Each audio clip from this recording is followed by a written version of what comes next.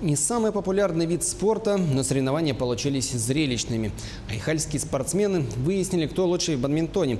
16 участников – это взрослые и поселковая молодежь – играли по олимпийской системе на вылет. Тему продолжат наши коллеги. Виктория Шумовская в бадминтон играет 10 лет. На поле чувствует себя уверенно, использует разные приемы. Любой соперник по плечу.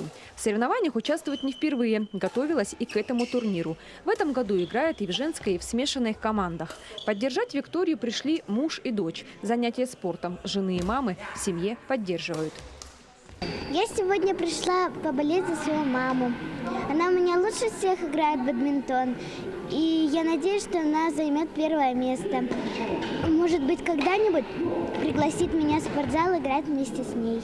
Вместе с Викторией еще 15 участников решили проверить свои силы на поле. Несмотря на легкость снарядов, бадминтон считается тяжелым среди игровых видов спорта. Скорость полета валана после удара профессионала приближается к 500 км в час. А это абсолютный рекорд полета игрового снаряда. Айхальские спортсмены к таким скоростям не стремятся. Цель проведения подобных турниров – активный досуг и здоровый образ жизни.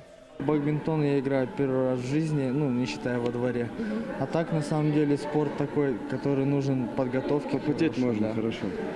Нужно постараться, чтобы выиграть. И тренировки.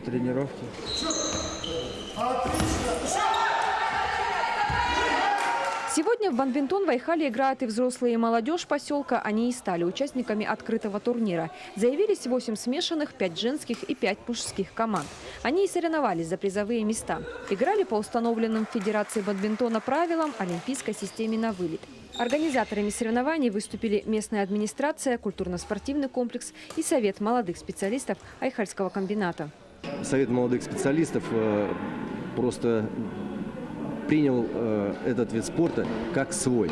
Он на самом деле очень доступный вид спорта, и олимпийский. Его нужно развивать в принципе. Очень бы удобно было, чтобы его включили в программу спартакиады «Алроса».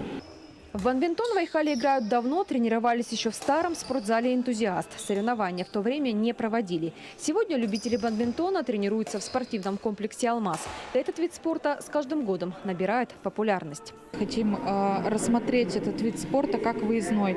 То есть на уровне соревнований, которые проходят по России. Я думаю, мы играем не хуже тех, кто играет у нас в Сибири.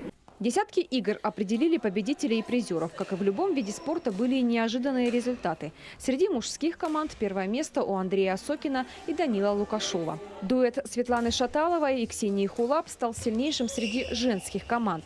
Лучше всех Светлана Шаталова сыграла и в смешанном дуэте вместе с Федором Цыганковым. Все были отмечены грамотами и ценными призами. Молодежь сегодня, я вижу, для них игра – это способ выплеснуть энергию свою, то есть вложить силу в каждый удар, побегать.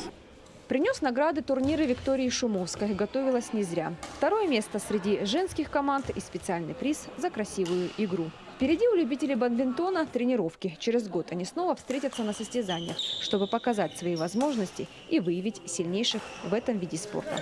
Оксана Мезенцева, Денис Хазов, телеканал «Алмазный край».